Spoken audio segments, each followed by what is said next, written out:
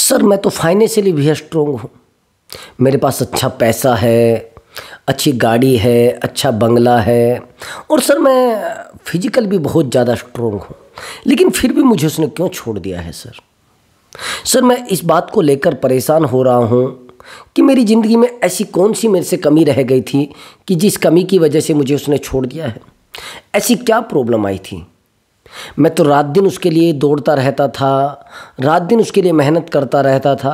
लेकिन सर जब वो आई उसने कहा था कि आपके पास पैसा बहुत ज़्यादा है। समझ रहे हैं? ये क्वेश्चन बार बार मेरे सामने आ रहा है कि ऐसा क्यों होता है कि हमारे पास सब कुछ होने के बावजूद भी हमारा पार्टनर हमें छोड़कर चला जाता है। हम कोशिश भी करते हैं उस पार्टनर को समझाने की, लेकिन फिर भी कुछ नहीं हो पाता है। हम पार्टनर से बार बार संपर्क करने की कोशिश करते हैं, लेकिन पार्टनर हमारा नंबर ही ब्लैक लिस्ट में डाल देता है। और कमाल की बात यह है कि जिस पार्टनर से हमारा रिलेशनशिप होता है, अगर अपने लेवल से उसकी तुलना की जाए तो हमारा लेवल कई गुना ज़्यादा पाया जाता है। लेकिन फिर भी वो इंसान, सोचा आपने कभी?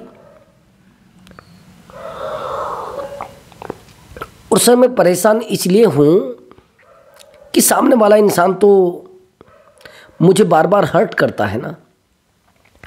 कल मैं कमज़ोर था, आज स्ट्रोंग हूँ। कल मैं स्ट्रोंग था, आज मैं कमज़ोर हूँ।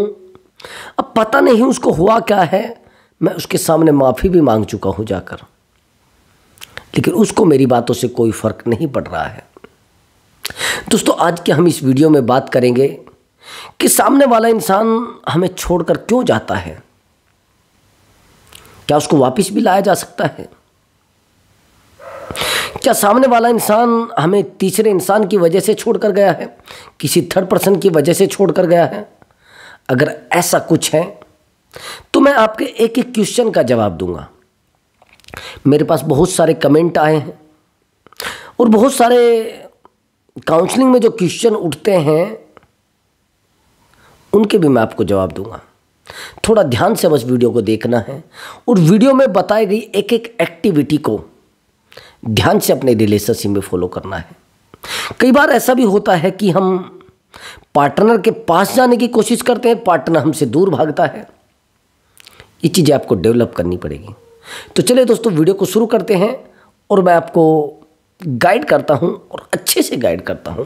बट दोस्तों गाइड तो मैं कर रहा हूं, लेकिन वीडियो को आप लास्ट तक नहीं देखेंगे तो फिर मज़ा नहीं आने वाला है, क्योंकि आपको कोई नॉलेज भी नहीं मिलने वाली है। शुरुआत में तो वीडियो में शुरुआत होती है, बस नॉलेज जो होती है वो लास्ट में ही होती है। तो इसलिए मेरी आपसे रिक्वेस्ट है, जल्दी से चैनल को सब्सक्राइब कर दीजिए और वीडियो को लाइक कर दीजिए। और हाँ दोस्त, अगर आप मुझसे बात करना चाहते हैं तो व्हाट्सएप नंबर दिया हुआ है, उस व्हाट्सएप नंबर पर आप अपनी कॉल बुक करा सकते हैं। अपना कोई भी प्रॉब्लम हो सकता है, रिलेशनशिप से रिलेटेड हो सकता है, मैरिज लाइफ से रिलेटेड हो सकता है, या फिर आपका कोई ऐसा रिलेशनशिप रहा हो जो जाने अनजाने आपसे बन गया हो, लेकिन वहाँ पर आप इमोशनली कनेक्ट हो गए हो, जैसे कि एक्स्ट्रा मैरिटल अफेयर होता है। वहाँ पर भी हम कई बार उलझ जाते हैं। हम चाहते तो नहीं हैं, लेकिन फिर भी हो जाता है। और आप चाहते हैं कि वहाँ से निकलना, आप चाहते हैं सामने वाले को सजा देना। तो मैंने आपको बताया है, व्हाट्सएप नंबर दिया हुआ है, वहाँ पर आप अपनी कॉल बुक करा के और मुझसे आप एडवाइस ले सकते हैं। 100% सोल्यूशन दिया जाएगा। तो चलिए दोस्तों वीडियो को शुरू करते हैं। हाँ तो दोस्तों मैं बता रहा था कि ऐसा क्यों है कि पार्टनर सब कुछ हमारे पास होते हुए भी हमें छोड़ देता है। जानते हैं उसका रीज़न क्या है?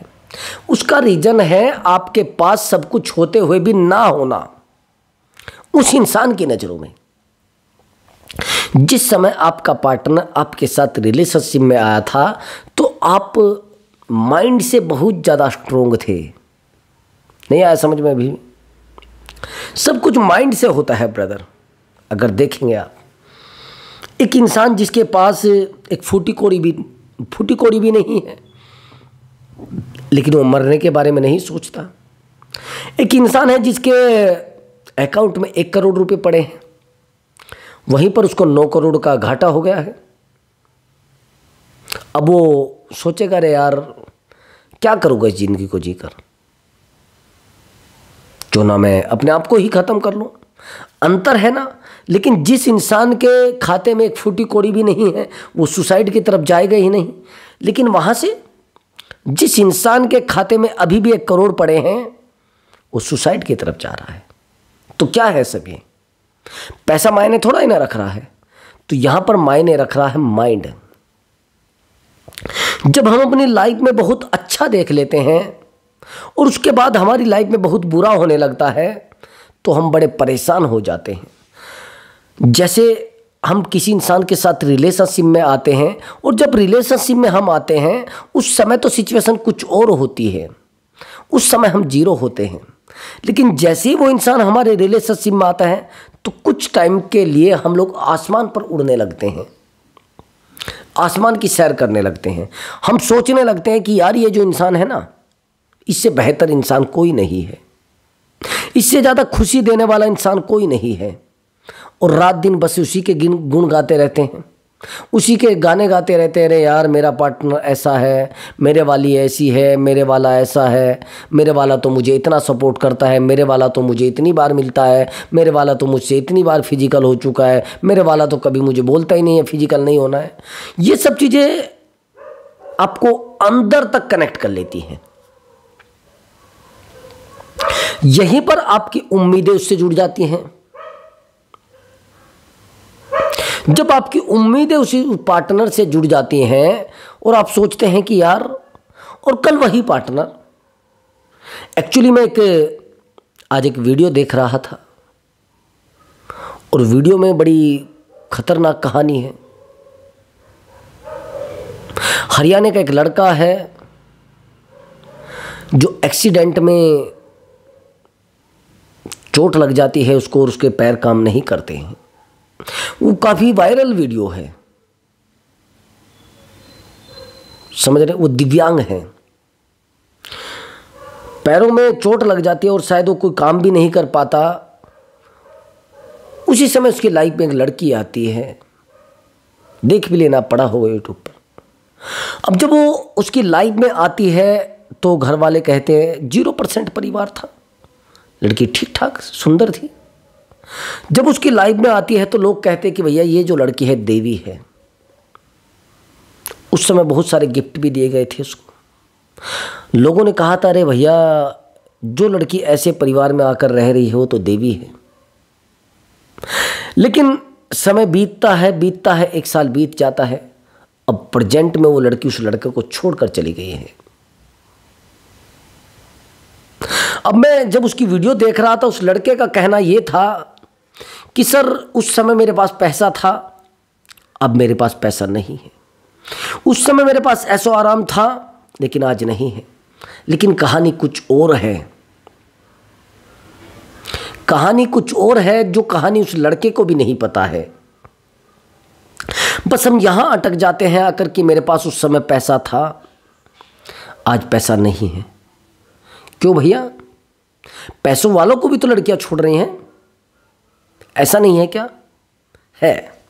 एक्चुअली दोस्तों हम जब रिलेशनशिप में आते हैं तो हम इमोशनली वीक हो जाते हैं और दिमाग से वीक हो जाते हैं।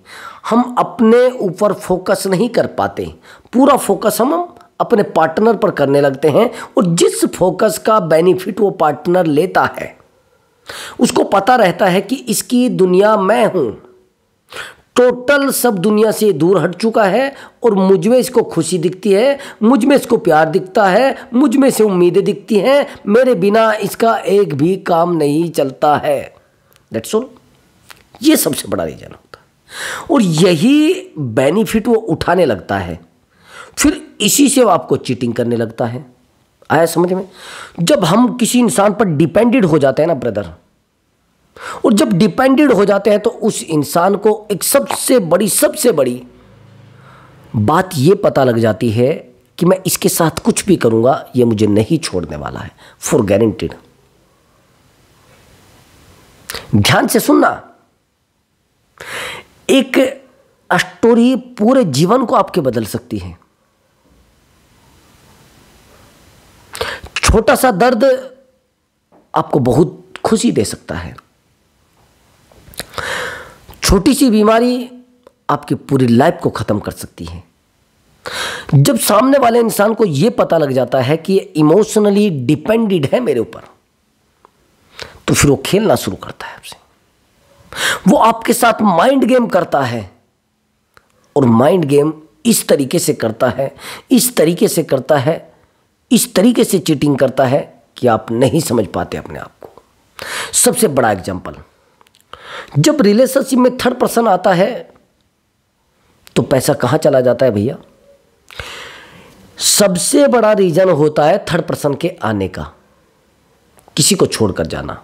ये मैं सबसे बड़ा रीजन मानता हूं। ऐसा नहीं कि मेरी लाइफ में ये सब चीजें नहीं हुई है, हुई है। ऐसा नहीं कि मैंने ये दर्द नहीं देखे हैं, देखे हैं। ऐसा नहीं कि ये प्रॉब्लम मैंने फेस नहीं की है, की है। लेकिन प्रॉब्लम से निकले हैं, प्रयास किए हैं, कोशिश की है।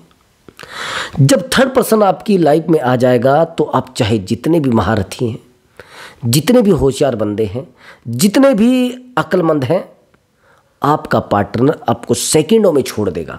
मैं ये आपको अष्टांग पर लिखकर बता रहा हूं। अब बार बार ये चीज कही जाती है, अरे सर नहीं, ऐसा तो कभी नहीं, हो ही नहीं सकता। मेरे पार्टनर की लाइफ में तो थर्ड पर्सन आ ही नहीं सकता, वो ऐसा है ही नहीं। किसी ने कहा भैया आपको? मैंने बहुत सारे ऐसे रिलेशनशिप देखे हैं जिन रिलेशनशिप में मैंने बताया कि ऐसा क्यों हो रहा है, फिर सर वो मुझसे नाराज हैं। बाद में पता लगता है तो वो तो किसी के साथ भाग गई है। बाद में पता लगता है उसने तो किसी के साथ शादी कर लिया है लड़के ने। सर वो मुझसे नाराज है 10 दिन से। एक्चुअली मैं काफ़ी टाइम मुझे हो गया, मेरी एक सिस्टर लगती थी। मेरे जो मामा जी है वहीं पर थोड़ा दूर में ही उनका घर पड़ता है, थोड़ा उनके आसपास में ही है, लेकिन वो सिस्टर लगती थी मेरी। जो उसके हस्बैंड थे वो गवर्नमेंट जॉब में थे, बहुत अच्छी गवर्नमेंट जॉब में। और गवर्नमेंट जॉब में थे तो उस समय में मुझे इतनी नॉलेज नहीं थी चीज़ों की कि लोग क्यों किसी को छोड़ रहे हैं, क्यों वो ज़िंदगी से जा रहे हैं। बस मुझे ये पता था कि वो गवर्नमेंट जॉब में है, इस लड़की के हस्बैंड, ये पता था मुझे। कुछ टाइम बीतता है, वो 1 साल बीतता है, वो पढ़ी लिखी ठीक थी, BA में किया हुआ था। कुछ टाइम बीतता है, बीतने के बाद वो लड़की कहती है मुझे इसके साथ नहीं रहना है। ठीक है, उसने कहा कि मैं जाऊंगी नहीं अब इसके घर पर। वो घर रहने लगी, घर रह गई तो थोड़ा बेरोजगारी का इशू था, तो बेरोजगार तो थी वो बेचारी। तो उसने सोचा कि मैं किसी कंपनी में जॉब कर लेती हूँ। अब वो जॉब के लिए भी चली गई। मैंने थोड़ा बहुत इधर उधर कोशिश की तो उसकी जॉब भी लग गई। लेकिन समय बीता, उस लड़के के ऊपर वो मुकदमा कर देती है, समझे, केस कर देती है। और जब केस कर देती है तो बाद में पता लगता है कि वो लड़की तो ऑलरेडी शादी कर चुकी है। मेरी ठीक ठाक जानकारी उससे थी। तो मैंने कहा कि ऐसा क्यों हुआ है। उधर उसका हस्बैंड उसको बार बार ले जाने के लिए तैयार, वो बार बार मना करे, बार बार ले जाने के लिए तैयार, वो बार बार मना करे। अब हस्बैंड ने कहा कि नहीं, मैं इसी को ही रखूंगा, इसी से दोबारा ही रहूंगा, तो इसके साथ रहूंगा, नहीं तो मैं जीवन गंवारा ही रहूंगा। देखो प्रेम किस हद तक चला गया। टाइम बीता, उसके केस को 2 साल हो गए, लेकिन जिस लड़के से वो प्रेम करती थी, जिस लड़के की वजह से उसने अपने हस्बैंड को छोड़ा था, वो लड़का भी अब ज़बरदस्ती करने लगा। वो कहने लगा कि मुझसे शादी करो, नहीं तो इस फैसले को हटाओ। मैं क्यों इस भैया सिरदर्दी में पड़ूंगा। बीता टाइम तो लड़की कहने लगी कि ठीक है।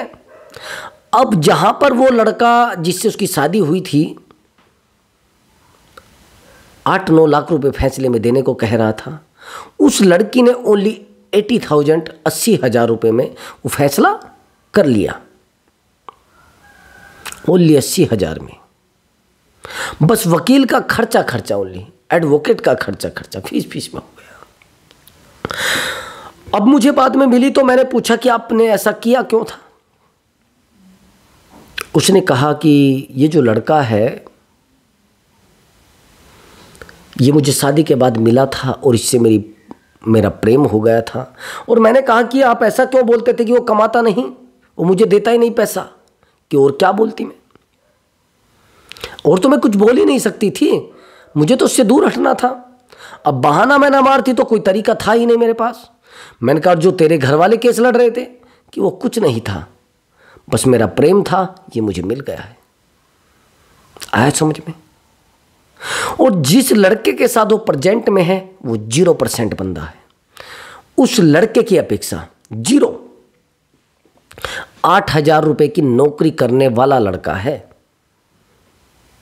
जहां पर 55,000 सैलरी वाले लड़के को उसने ड्रॉप किया है, उसने छोड़ा है ब्रदर।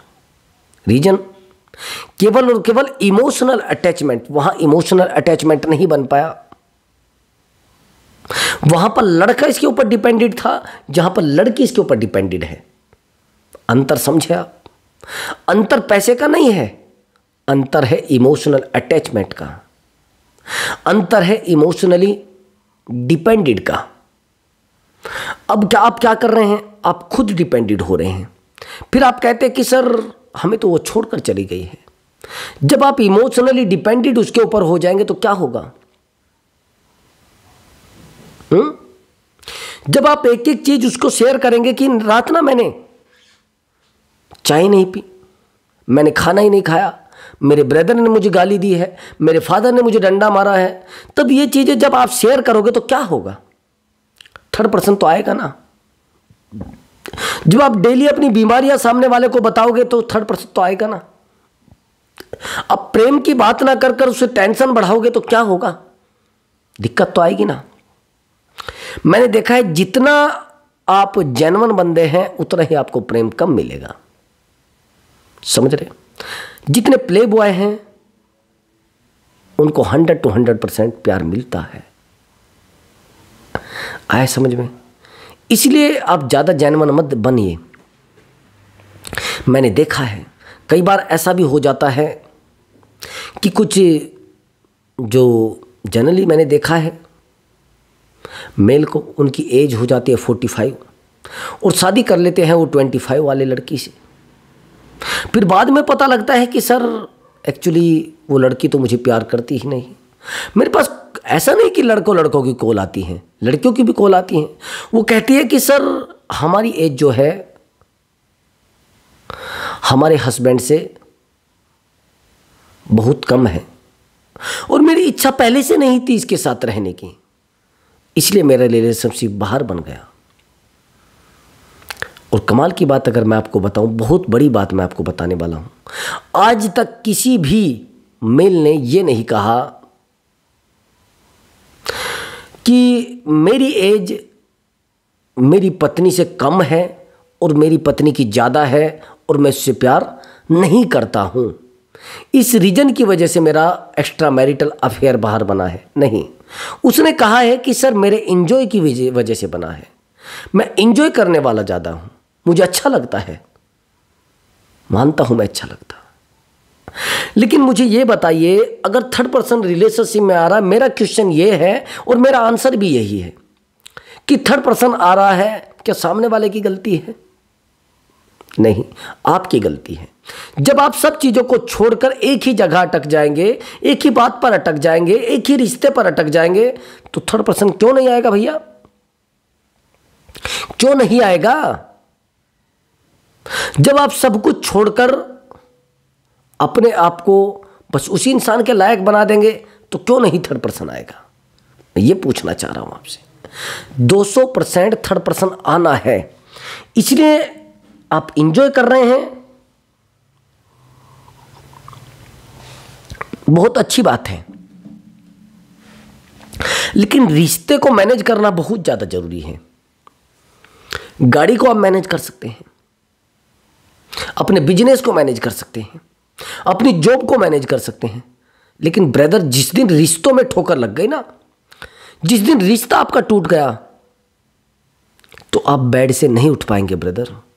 आप चेयर पर बैठे हैं ना, तो चेयर से भी नहीं उठ पाएंगे, दरवाजे के बाहर भी नहीं जा पाएंगे। आज गलतियां कहां हो रही है?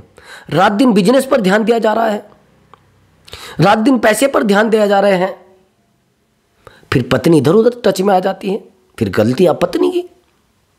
फिर आप कहेंगे अरे सर हम तो पत्नी के लिए ही कमा रहे हैं। हाँ सही है, मानता हूं मैं, पत्नी के लिए कमा रहे हैं, लेकिन पत्नी के लिए आप कमा रहे हैं, किस हद तक कमा रहे हैं, वही पूछना चाह रहा हूं। अगर सही सी बात देखी जाए तो 5-10 लाख रुपए में आप जीवन चला सकते हैं। मैं सच बता रहा हूं आपको। अगर ज्यादा उलझने की कोशिश कर रहे हैं, ज्यादा दिमाग को लड़ाने की कोशिश कर रहे हैं, पागलपन है भैया। आपके पास एक छोटा सा घर हो अपना, बच्चों को एजुकेशन आप जन्म दे सके, और भैया मैं ज्यादा भी नहीं कहता, 4 व्हीलर गाड़ी भी ज्यादा महंगी नहीं आती, 1.5-2 लाख की कोई आ जाती है इतनी सी। लेकिन आप ज्यादा दौड़ रहे हैं तो अपने जीवन को खतरे में डाल रहे हैं, अपनी लाइफ को खड्डे में डाल रहे हैं। कल आप फिर कहते हैं कि सर हमारी उम्र 46 साल हो गई है, और 46 साल होने के बाद आज मुझे पता लगा है कि मेरी वाइफ एक्स्ट्रा मैरिटल अफेयर में है, और 10 साल से है। कैसे? मेरे पास एक कॉल आई थी, एक्चुअली वो रहने वाले तो इंडिया के हैं, लेकिन वो यूएसए में रहते हैं, अमेरिका में रहते हैं। उनका एज 46 है। अब वो 20 साल से उधर ही रह रहे हैं, 15 साल से तो वाइफ भी रह रही है। लेकिन पता लगा अब 46 साल में जाकर उनको पता लग रहा है, अब एक बेटा है और एक बेटी है, दोनों मम्मी के साथ रहते हैं, अब ये अकेला रहता है। अब ये 46 एज में जाकर इसको पता लग रहा है कि मेरी वाइफ एक्स्ट्रा मैरिटल अफेयर में है। अब ये रोकने की कोशिश करता है, नहीं मानेगी, क्योंकि वहां पर तो सब लोग कमाते हैं, सब लोग करते हैं। अब ये कहता है कि मेरी बेटी भी जॉब पर जाती है, मेरी वाइफ भी जॉब पर जाती है, मेरा बेटा भी जॉब पर जाता है, तो वो तो इंडिपेंडेंट है और ये अकेला। अब सरकार उधर बन चुकी है तो इधर ये क्या करेगा? इसके पास रास्ता क्या बचा है? रात दिन दौड़ना, रात दिन पैसे कमाना, क्या होगा उससे? मैं सच बता रहा हूं, मेरे पास बहुत ऐसी कॉल आती हैं जिनमें सामने वाले इंसान ने अपने पूरी जिंदगी लगा दी है बच्चों को पढ़ाने में, पूरी लाइफ लगा दी है वाइफ की जिंदगी सेट करने में, लाइफ सेट करने में, लेकिन बाद में पता लगता है कि वाइफ तो कहीं और कनेक्ट हो चुकी है, वाइफ तो कहीं और एंजॉय कर रही है, वाइफ तो किसी और के साथ। क्यों भैया? आप सोच क्यों नहीं सकते हैं? आपको लगता है कि आप पैसे से वो जरूरतें पूरी कर देंगे जो इमोशनली होती है? नहीं भैया, पैसे से आप कोई भी जरूरत पूरी नहीं कर सकते। कर सकते हैं बस एंजॉय। रेस्टोरेंट में खाना खा सकते हैं पैसों से, बेड पर सोने के लिए आपको नींद की जरूरत है, और डेली आप रेस्टोरेंट में अपनी लाइफ नहीं काट सकते। भोजन घर से ही चलेगा, जीवन घर से ही चलेगा। ये जो पैसा है ना, इसको उतना ही कमाइए जितना आपको खुशी दे सके। और थर्ड पर्सन आने का सबसे बड़ा रीजन यही होता है, पार्टनर का धोखा देने का रीजन सबसे बड़ा यही होता है, जो मैंने बताया, इससे अलग कोई रीजन नहीं होता है। या तो थर्ड पर्सन का आना, या फिर आपका सामने वाले से इमोशनल कनेक्ट ना होना। जब आप इमोशनली कनेक्ट नहीं रहोगे तो किसी और से तो कनेक्ट होगा ही होगा। भाई तो ब्लूटूथ है, जब ब्लूटूथ ऑन है तो वो कहीं ना कहीं कनेक्ट हो ही जाएगा। आप चाहे जितने भी होशियार बने हो, जिसका ब्लूटूथ खुल रहा होगा तो वहां हो जाएगा। अब आपने अपना ब्लूटूथ नहीं खोला है तो गलती सामने वाले की कैसे है? वो तो तड़प रहा है, आप बैठे हैं आउट ऑफ कंट्री, कभी बात नहीं करते हैं, आप इतने ज़्यादा बिजी हैं, तो कल बच्चे भी आपसे दूर हो जाएंगे, तो फिर गलती किसकी है? मेरे पास बहुत सारे ऐसी कॉल है। मैं अभी वीडियो में थोड़ा समय कम है, नहीं तो आपको बताता, ऐसा भी हो जाता है। तो दोस्तों, अगर आपको हमारा वीडियो अच्छा लगा है तो बस छोटा सा काम मैंने आपको बताया है, सब्सक्राइब और लाइक करना है। नमस्कार दोस्तों।